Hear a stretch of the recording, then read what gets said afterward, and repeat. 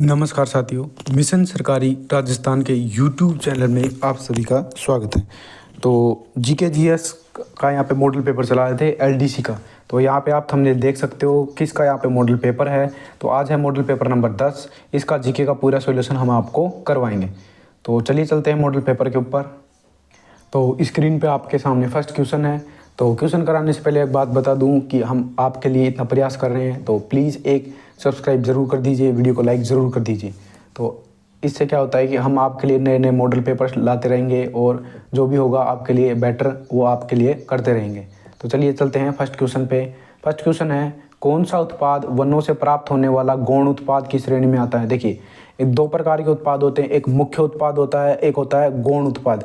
लकड़ी जैसे साल, शीशम मुख्य उत्पाद हैं, जबकि जो दूसरे उत्पाद क्या कहलाते हैं, लाख, गोंद, चमड़ा को रगड़ने वाला पदार्थ है, घास, जड़ी बूटियाँ, ये गौण पदार्थ कहलाते हैं। तो यहाँ पे क्या पूछ रहा है कि गौण उपज की श्रेणी में आता है। तो कौन सा गौण उपज की श्रेणी में आता है? ये आता है लाख। लाख क्या है? गौण उपज की श्रेणी में है। मुख्य और गौण दोनों को बता दिया है।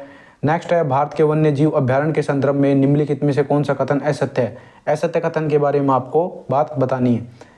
पहला दे रखा है, भारतीय वन्य जीव अभ्यारण्य तमिलनाडु है जो भारत का पहला वन्य जीव अभ्यारण्य है। सही बात है। 1936 में बना तमिलनाडु का वेदाथंगल पक्षी अभ्यारण्य है। 1936 में तमिलनाडु का बना भारत का पहला वन्य जीव अभ्यारण्य है। सबसे अधिक जो वन्य जीव अभ्यारण्य है अंडमान निकोबार में है और 97 यहाँ पे है इनकी संख्या है। बिल्कुल सही बात है, आज की तारीख में 97 इनकी संख्या है। नेक्स्ट है, क्षेत्रफल की दृष्टि से भारत का सबसे बड़ा जो अभ्यारण्य है जिम कॉर्बेट, ये यहाँ पे गलत दे रखा है। जो सबसे बड़ा यहाँ पे अभ्यारण्य है वो यहाँ पे गुजरात में है। गुजरात में कौन सा है? यहाँ पे गुजरात का जो कच्छ रेगिस्तान अभ्यारण्य है वो यहाँ पे सबसे बड़ा है। जिम कॉर्बेट कहाँ पे है? वो उत्तराखंड में स्थित है। वो एक राष्ट्रीय उद्यान है, ना कि अभ्यारण्य है। ये यहाँ पे गलत हो चुका है। राइट आंसर है सी गलत के बारे में पूछा है। गिर राष्ट्रीय उद्यान गुजरात में एशियाई शेरों के लिए जाना जाता है। नेक्स्ट क्वेश्चन है, नागौरी उच्च भूमि और गगन मैदान से संबंधित है। असत्य कथन के बारे में आपको बात बतानी है। तो ये यहाँ पे दे रखा है। पहला है, नागौरी उच्च भूमि की मिट्टी लवणीयता की मात्रा अधिक है, बंजर है, रेतीली है। बिल्कुल सही बात है। नागौरी उच्च भूमि में लवण की मात्रा है, बंजर है और रेतीली भूमि है। केशाकर्षण के कारण इस क्षेत्र में चट्टानों से नमक सतह पर आ जाता है। बिल्कुल सही बात है। यहाँ पे जो केशाकर्षण है उसके कारण नीचे जो चट्टानों में नमक है वो सतह पर आ जाता है पानी की मात्रा में मिलकर। नेक्स्ट है, घग्गर का मैदान मुख्य रूप से जैसलमेर। गलत बात है। यहाँ पे जो घग्गर का मैदान है हनुमानगढ़ गंगानगर में स्थित है। तो यहाँ पे जैसलमेर बाड़मेर गलत है। तो इसका राइट आंसर होगा सी, असत्य कथन है। नागौरी उच्च भूमि समुद्र तल से औसत ऊंचाई 300 से 500 मीटर है। बिल्कुल सही बात है। नेक्स्ट है, यहाँ पे अरब सागर की मानसूनी शाखा से कम वर्षा क्यों होती है? इसका क्या कारण है? मुख्य कारण चुनिए। अब देखिए, अरब सागर से जो यहाँ पे मानसूनी वर्षा होती है ये है हमारा राजस्थान, और यहाँ पे ये अरावली पर्वतमाला के समांतर वर्षा करता है। तो समांतर वर्षा करता है, इसका मतलब है कि ये सीधा ही निकल जाता है, इसमें कोई अवरोध नहीं होता है। तो इसका राइट आंसर होगा सी, अरावली पर्वतमाला का विस्तार इन पवनों की दिशा के समांतर है जिससे कोई अवरोध उत्पन्न नहीं होता है। नेक्स्ट है, राजस्थान में त्रिवेणी संगम के संबंध में यहाँ पे कथन दिए गए हैं, कौन सा सही है? अब आपको सही कथन के बारे में बताना है। और यहाँ पे आप देखिए, जो बेनेश्वर है वो डूंगरपुर में स्थित है। सही बात है। यहाँ पे सोम, माही और जाखम नदी का संगम होता है, त्रिवेणी संगम। ये बात बिल्कुल सही है। नेक्स्ट है, बिगोद भीलवाड़ा में बनास, बेडस और मैनाल। तो यहाँ पे क्या होगा? ये बी का यहाँ पे गलत है। बनास चंबल सीप नहीं है। बनास, बेडस, मैनाल ये वाला कहाँ पे होगा? बिगोद भीलवाड़ा में। राजमहल टोक में होगा बनास खाई और डारी। ये जो बनास खाई डारी है तो ये यहाँ पे राजमहल टोक में होगा। तो ये नीचे वाला दे रखा है, ये भी यहाँ पे गलत है। रामेश्वर में चंबल, बनास और सीप नदी मिलती हैं, सवाई माधोपुर में है। तो ये वाला होगा। तो ये तीनों गलत दे रखे हैं, आगे पीछे कर रखे हैं। तो इसका राइट आंसर होगा ए, सही है। नेक्स्ट है, निरंजनी संप्रदाय के संत हरिदास जी का मूल नाम क्या था? जो क्वेश्चन पूछ सकता है, निरंजनी संप्रदाय के जो संस्थापक हैं वो कौन है? वो है संत हरिदास जी। उनका मूल नाम है हरि सिंह सांकला। इसका राइट आंसर है हरि सिंह सांकला। इनका जो जन्म है डीडवाना में इनका जन्म हुआ। यहाँ पे दे रखा है कि राजस्थान एकीकृत स्वच्छ ऊर्जा नीति 2024 पूछ सकता है। स्वच्छ ऊर्जा नीति कब की है लेटेस्ट? वो है 2024 की। लक्ष्यों के संदर्भ में कौन सा मिलान सही है? अब आपको सही मिलान के बारे में बताना है। पहला दे रखा है सौर ऊर्जा 100 गीगावाट, ये यहाँ पे गलत है। सौर ऊर्जा का लक्ष्य रखा गया है 90 गीगावाट। 90 गीगावाट का लक्ष्य रखा गया है। पवन और हाइब्रिड ऊर्जा 25 गीगावाट का लक्ष्य है। बिल्कुल सही है। तीसरा है हाइड्रो और पंप स्टोरेज। जो हाइड्रो और पंप स्टोरेज है उसका उद्देश्य लक्ष्य रखा गया है 10 गीगावाट। यहाँ पे गलत दे रखा है, 10 गीगावाट का यहाँ पे लक्ष्य रखा गया है। नेक्स्ट है ग्रीन हाइड्रोजन उत्पाद कितना दे रखा है 5000 किलो टन, गलत है। यहाँ पे उन पे लक्ष्य रखा गया है 2000 किलो टन प्रतिवर्ष का यहाँ पे क्या रखा गया है, लक्ष्य रखा गया है। तो यहाँ पे केवल बी ही सही है। सौर ऊर्जा 90 गीगावाट, पवन ऊर्जा 25 गीगावाट, पवन और हाइब्रिड दोनों, और हाइड्रो और पंप में 10 गीगावाट, और ग्रीन जो उत्पादन है उसमें 2000 किलो टन का यहाँ पे प्रतिवर्ष लक्ष्य रखा गया है। ध्यान रखना है 2030 तक इनको पूरा करना है, ये इनका लक्ष्य है। नेक्स्ट है जयपुर चित्रशैली में किस के शासनकाल में साहिबराम नामक चित्रकार आदम का चित्र बनाने के लिए प्रसिद्ध हुए। तो इसका राइट आंसर है जो सवाई ईश्वरी सिंह है उसके समय साहिबराम प्रसिद्ध हुए। क्यों प्रसिद्ध हुए? ये पोर्ट्रेट चित्र बनाते थे। पोर्ट्रेट चित्र का मतलब है आदमी जितना बड़ा होगा उतना ही बड़ा ये चित्र बना देंगे, यानी आदम का चित्र बनाने के लिए ये प्रसिद्ध हैं। नेक्स्ट कुछ पार्क दे रखे हैं और यहाँ पे सूची के साथ में इनको मिलान करना है, कौन सा पार्क कहाँ पे है। पहला है हर्बल पार्क है पुष्कर अजमेर में। दूसरा है ऑक्सीजन पार्क। यदि आपको 2 या 3 आते हैं तो आपका आंसर बिल्कुल सही हो जाता है इससे। ऑक्सीजन पार्क है कोटा में, तो ऑक्सीजन पार्क कोटा में। निमाड़ी माता पार्क है बाड़मेर में, और यहाँ पे गंगा विलास पार्क है बीकानेर में। यहाँ पे ए का 2, बी का 1, सी का 4 और डी का 1, ए इसका राइट आंसर होगा। नेक्स्ट है बकरी पालन एवं अनुसंधान के संदर्भ में निम्नलिखित कथनों पर विचार कीजिए और इनमें से सही विकल्प को चुनिए। कितने सही है उसके बारे में आपको बात बतानी है। पहला है बकरी के मांस को चेवण कहते हैं, बिल्कुल सही बात है, बकरी का मांस चेवण कहलाता है। नेक्स्ट है राजस्थान का सबसे बड़ा बकरी पालन केंद्र बलेखंड जयपुर में स्थित है। ये बात भी बिल्कुल सही है, बलेखंड जयपुर में जो बकरी पालन का सबसे बड़ा केंद्र स्थित है। नेक्स्ट है बकरी विकास एवं चारागाह उत्पाद परियोजना रामसर अजमेर में स्विट्जरलैंड की सहायता से चली जा रही है, बिल्कुल सही बात है। जो यहाँ पे बकरी विकास एवं चारागाह उत्पाद परियोजना है स्विट्जरलैंड की सहायता से चली जा रही है और राजस्थान सरकार अब इसको संचालित करती है। तीनों स्टेटमेंट सही है, तो इसका राइट आंसर होगा डी, उपयुक्त सभी सही हैं। नेक्स्ट है चार बेत शैली के बारे में कुछ कथन दिए गए हैं और सत्य कथन के बारे में बताना है। यह मूल रूप से राजस्थानी, गलत बात, यह मूल रूप से पठानी शैली है। नेक्स्ट है यह शैली मुख्यतः टोंक क्षेत्र में प्रचलित है और पठानी शैली है। ये बात बिल्कुल सही है, पठानी शैली है और टोंक में यहाँ पे प्रसिद्ध है। यह शैली मुख्य रूप से टोंक में प्रचलित है, पठानी शैली है मूल रूप से टोंक क्षेत्र में प्रचलित है और पठानी की मूल शैली है। ये यहाँ पे 2 ऑप्शन एक जैसे दे रखे हैं, तो यहाँ पे बी भी सही है और सी भी सही है। आपको एग्जाम में ऐसा मिसप्रिंट देखने को मिले तो ऐसा क्वेश्चन डिलीट होगा। इसकी शुरुआत नवाब वाजिद अली शाह के समय हुई, तो ये यहाँ पे जो टोंक के नवाब फैजुल खां हैं उनके समय इनकी क्या हुई, शुरुआत हुई चार बेत शैली की, तो ये यहाँ पे गलत है। तो नेक्स्ट पे चलते हैं। तो पहला दे रखा है एरिडोसोल। एरिडोसोल कहाँ पे पाई जाती है? ये पाई जाती है शुष्क क्षेत्र में। एरिडोसोल शुष्क क्षेत्र में। वर्टिसोल मतलब काली मिट्टी हाड़ोती में, इसमें क्ले मिट्टी या मिट्टी होती है। अल्फीसोल का मतलब क्या है? यह उपादर से जलवायु क्षेत्रों में पाई जाती है। बी, तो इसका ए का 2, बी का 3 और सी का 1, ए का 2, बी का 3, सी का 1, बी इसका राइट आंसर होगा। नेक्स्ट है राजस्थान में वन स्थिति रिपोर्ट ISFR 2023 और उनकी वानिकी से संबंधित कुछ परियोजनाएं दी गई हैं। इन पे कथनों पर विचार करना है और यहाँ पे कितने कथन सही है इनके बारे में आपको बात बतानी है। तो यहाँ पे फर्स्ट दे रखा है ISFR रिपोर्ट 2021 की तुलना में 2023 में वर्णावट क्षेत्र में बाड़मेर में सर्वाधिक वृद्धि हुई है। ये बात गलत है। सर्वाधिक वृद्धि यहाँ पे सीकर में दर्ज की गई है। सीकर में दर्ज की गई है 2023 वाली रिपोर्ट में। और एक बात बता दूं, बाड़मेर दूसरे नंबर पर है। राजस्थान में 12 जिलों का वनावरण में वृद्धि हुई है जबकि 21 जिलों में कमी हुई है, बिल्कुल सही बात है। नाबार्ड द्वारा वित्त पोषित परियोजना का 5वां चरण 2022-23 से 2026-27 के मध्य क्रियान्वित किया जा रहा है, ये बात भी बिल्कुल सही है। नेक्स्ट है राज्य में न्यूनतम झाड़ी क्षेत्र वाला जिला पाली, तो ये यहाँ पे बिल्कुल गलत है। न्यूनतम झाड़ी क्षेत्र वाला जिला कौन है? हनुमानगढ़ है। और सर्वाधिक झाड़ी क्षेत्र कहाँ पे है? पाली में स्थित है। तो यहाँ पे चौथा गलत है, पहला गलत है, तो 2 यहाँ पे सही है, 2 गलत है, तो केवल 2 सही हैं। नेक्स्ट है निमेज हत्याकांड आरा बिहार के संबंध में निम्नलिखित कथनों पर विचार कीजिए। अब इसके बारे में आपको बात बतानी है, जो निमेज हत्याकांड है उसके बारे में। तो यहाँ पे पूछ रखा है उपयुक्त में से कितने कथन सही हैं, इन कथनों के बारे में आपको बात बताना है।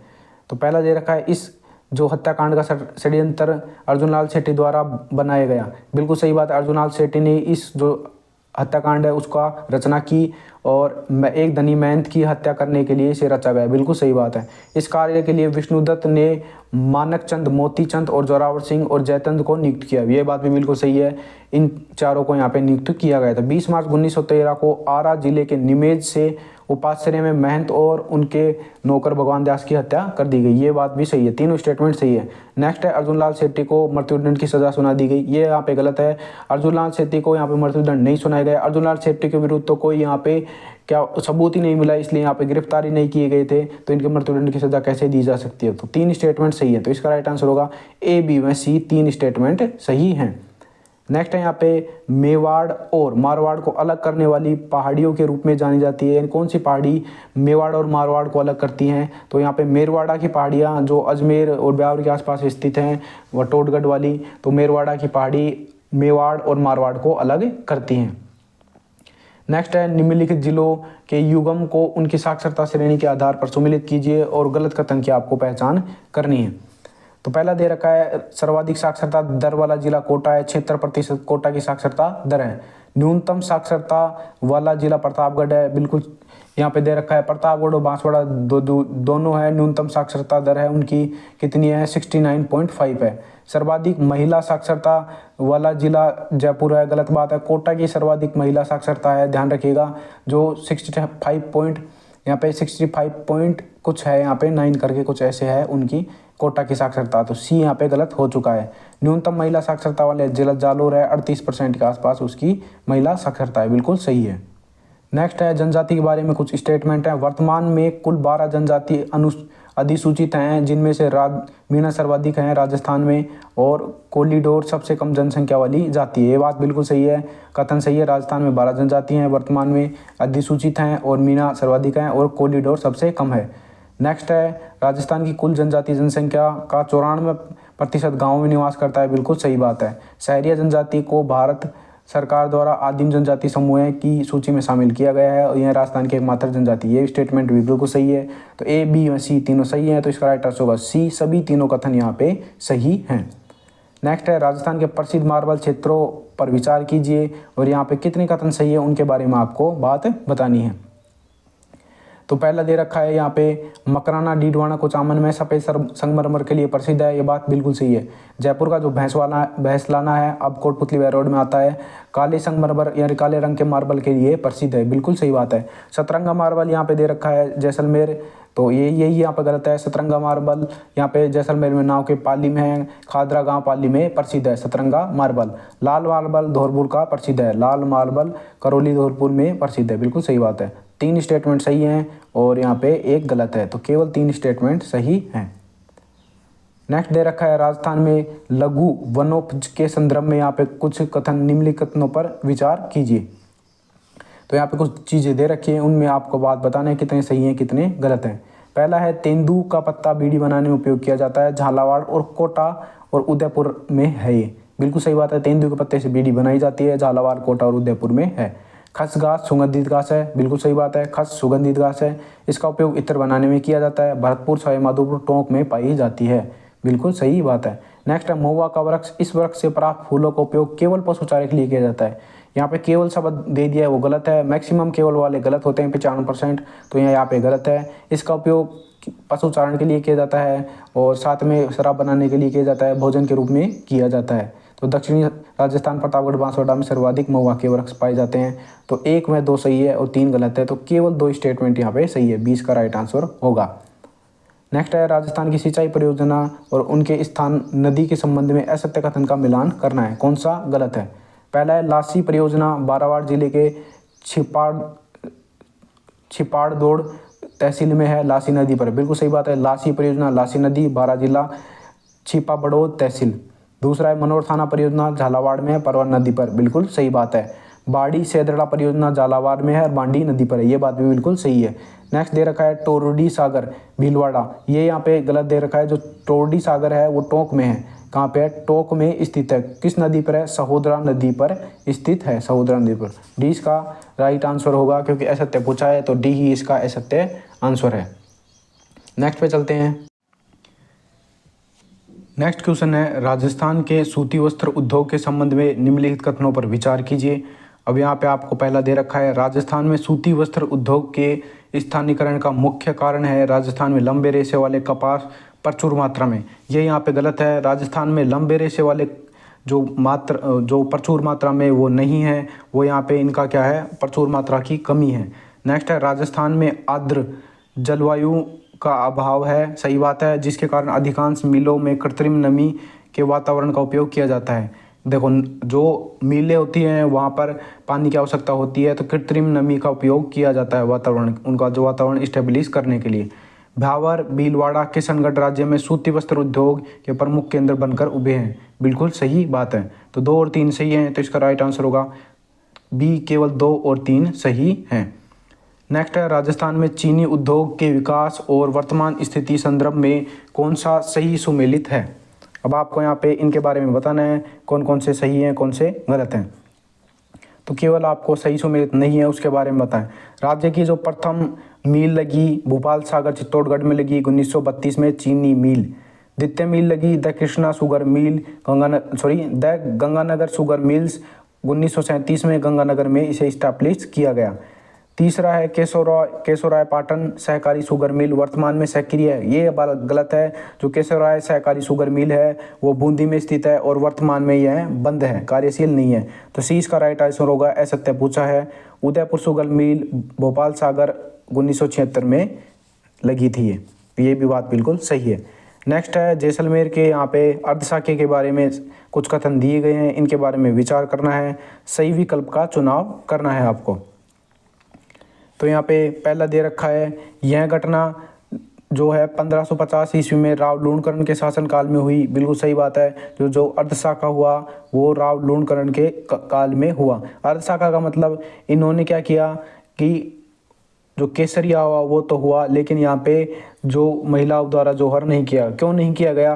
राव लूणकरण की जो सेना है वो लास्ट में आके जीत गई थी, तो वहाँ पे जोहर करने की आवश्यकता नहीं पड़ी थी, तो इसे अर्धशाका कहा जाता है। कंधार के शासक अमीर अली ने विश्वासघात कर दिया और आक्रमण कर दिया। ये बात बिल्कुल सही है।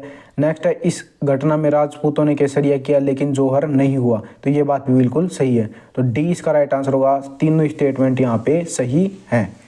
तो नेक्स्ट है, भरतपुर के जो जाट राजवंश है बदन सिंह के संदर्भ में असत्य कथन के बारे में आपको बात बतानी है।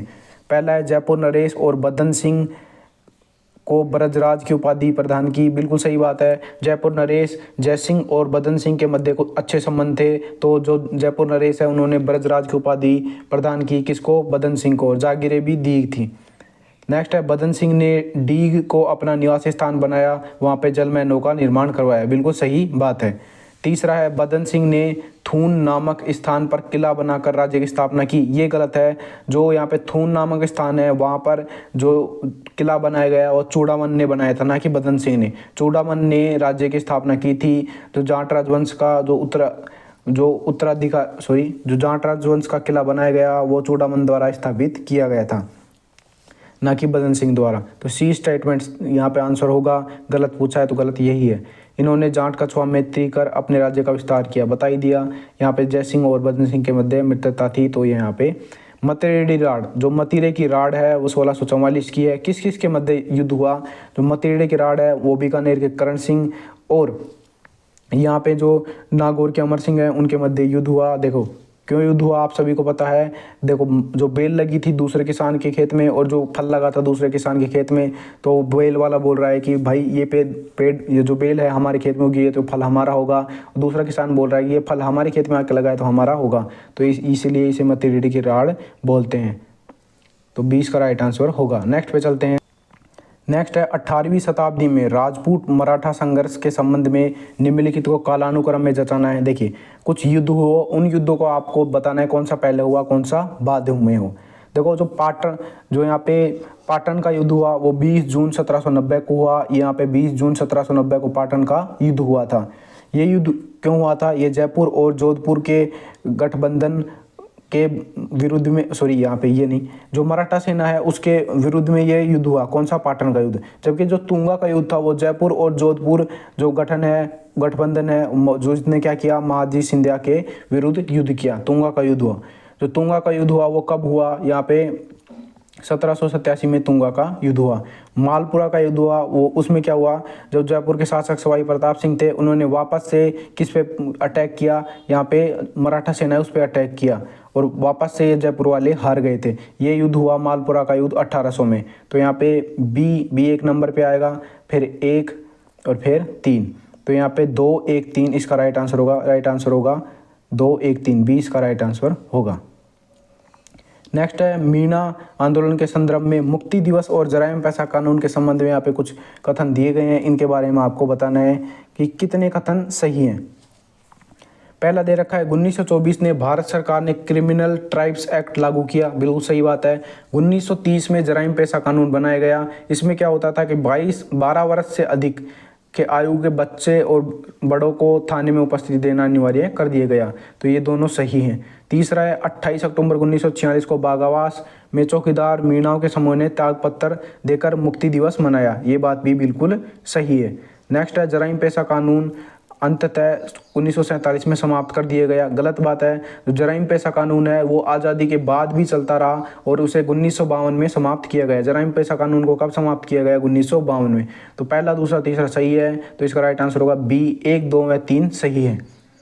नेक्स्ट है जनवरी 1947 में भरतपुर में बेगार प्रथा और वायसराय लॉर्ड वेवल के आगमन के विरोध में किन संस्थाओं ने मिलकर संयुक्त आंदोलन चलाया?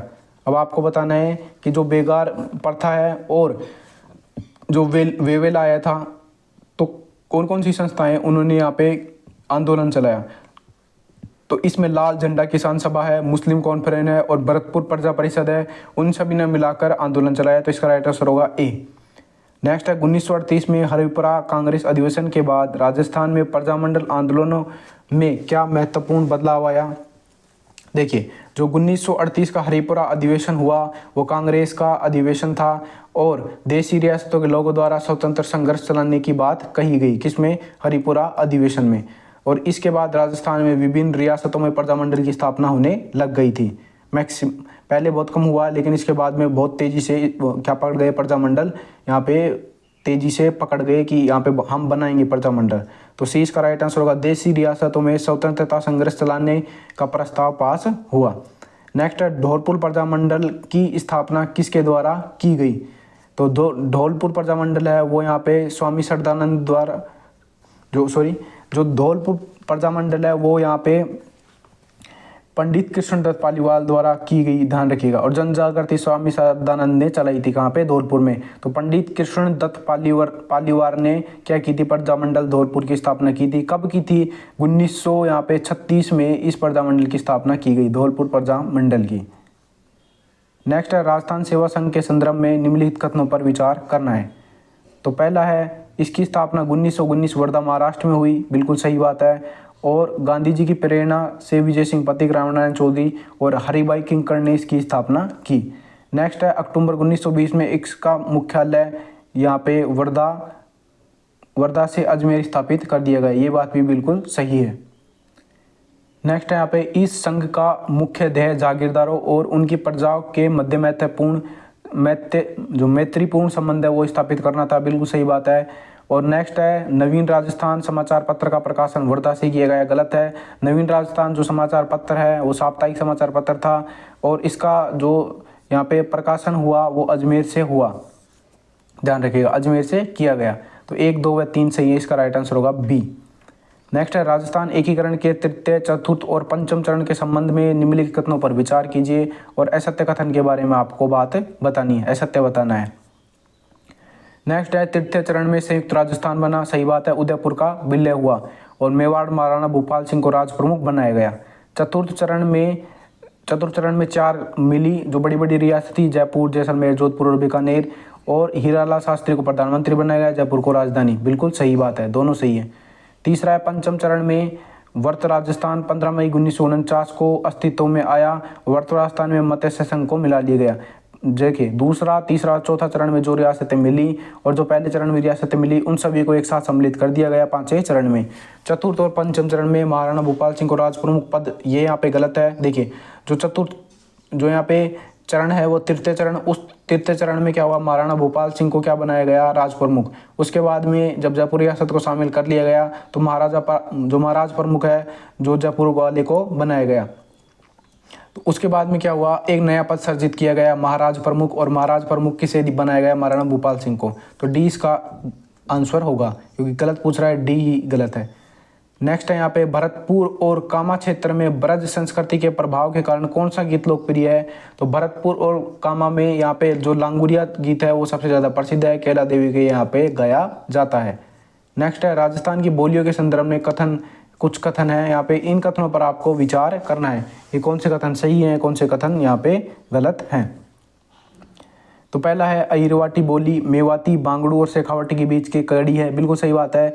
अहिरवाटी बोली यहाँ पे कोटपुतली, खैरतल, तिजारा और यहाँ पे अलवर के कुछ क्षेत्रों में बोली जाती है, किशनगढ़ बास वाले में। तो बिल्कुल सही बात है। जो राज द्वारा रचित हमीर रासो अहिरवाटी बोली में लिखा गया।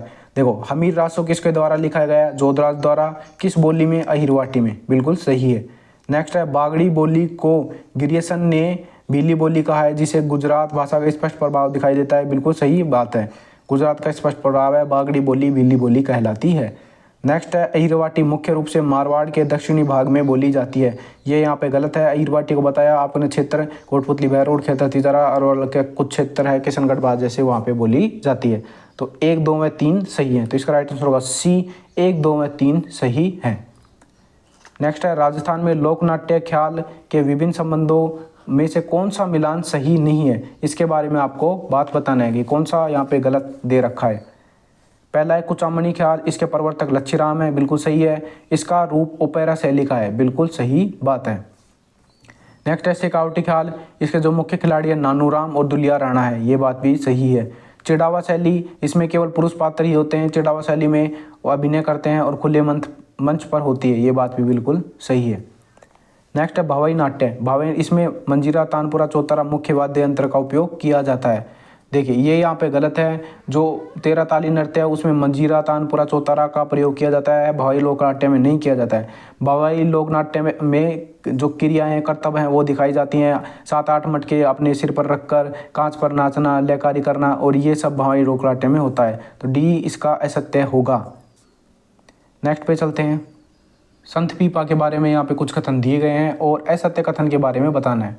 इनका जन्म गागरोन के खींची राजपूत परिवार में हुआ, बिल्कुल सही बात है। ये मूर्ति पूजा के विरोधी थे, ये बात भी सही है। जो संत पीपा जी हैं, इनका जो मुख्य मंदिर है समदड़ी बाड़मेर में स्थित है, संत पीपा जी का, बिल्कुल सही बात है। अभयवाणी इनका प्रमुख, ये यहाँ पे गलत दे रखा है। जो अभयवाणी नाम का जो ग्रंथ है वो यहाँ पे इनके द्वारा नहीं रचा गया, संत रामचरण जी के द्वारा यह ग्रंथ रचा गया, संत रामचरण जी द्वारा यह ग्रंथ रचा गया था। तो ये यहाँ पे गलत है। तो नेक्स्ट पे चलते हैं। आभूषण और यहाँ पे शरीर के अंग दे रखे हैं, आपको गलत के बारे में बताना है। गलत युग्म का चयन कीजिए। अब देखिए, जो यहाँ पे कौन सा सही है कौन सा गलत है। नेवरी व झांझर पैर में पहने जाते हैं, बिल्कुल सही बात है। गले में बजटी और धमनियाँ कहाँ पे गले में पहनी जाती है, बिल्कुल सही बात है। भंवर कड़ी और बारी, जो भंवर कड़ी और बारी है ये नाक में पहनी जाती है, ना कि यहाँ पे कान में। तो ये यहाँ पे गलत हो गया। इसका राइट आंसर होना चाहिए था नाक, भंवर कड़ी और बारी नाक में, तो सी इसका राइट आंसर होगा, सी गलत है। कंदोरी करधनी कमर में पहनी जाती है। नेक्स्ट है, राजस्थान के विभिन्न औद्योगिक इकाइयों और उनके स्थानों के संबंध में कुछ कथन दिए गए हैं, कितने कथन सही है इसके बारे में आपको बताना है।